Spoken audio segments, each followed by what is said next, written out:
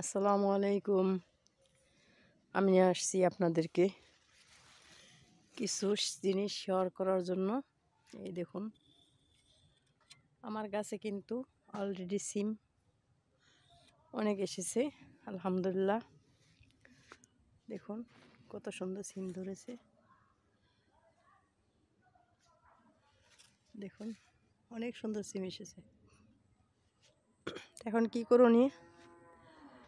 এই যে এত সুন্দর সিম আল্লাহ পাক দিয়েছে, এটা এখন গাছের যত্ন নেওয়া উচিত, তাই না? দেখুন আমার গাছের গুড়ে কি সমস্যা, কতদিন পর আসছি না, প্রায় 10-12 দিন হবে, এতদিন পর আসছি। দেখুন এই হলাম গাছের গুড়, দেখুন আগাছা, কত আগাছা হয়েছে। দেখুন এই যে আগাছাগুলো হয়েছে, এগুলো পরিষ্কার করার দরকার না, বলুন?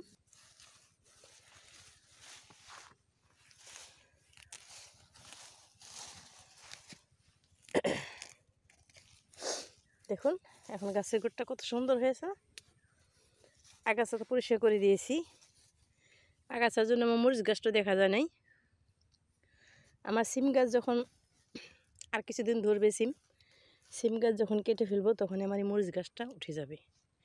এই জন্য আমি সিম গাছ আর মরিচ গাছ একই ঝাড়ে লাগিয়েছি। এখন এই যে মাটিটা একটু আলগা করে দিলাম, মাটি অবশ্য ঝরঝরে, কারণ এর মধ্যে জৈব সার ভর্তি, তাই আগেই দিয়েছিলাম। সেই কারণেই আমার গাছে আমি না থাকাতো কিছুদিন যত্নবিহীন সুন্দর গাছে সবজি ধরেছে, আলহামদুলিল্লাহ। এখন আবার এসেছি যত্ন করার জন্য, আরও ফল ফুল পাওয়ার জন্য। দেখুন এখন আমি এখানে পানি দিয়ে দেব।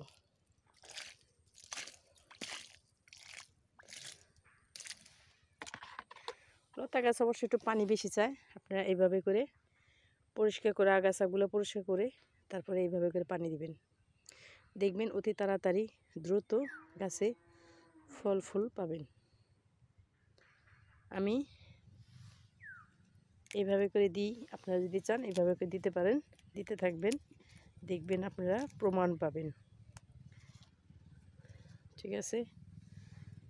যদি আমার ভিডিওটা ভালো লাগে তাহলে কমেন্ট ও সাবস্ক্রাইব করবেন।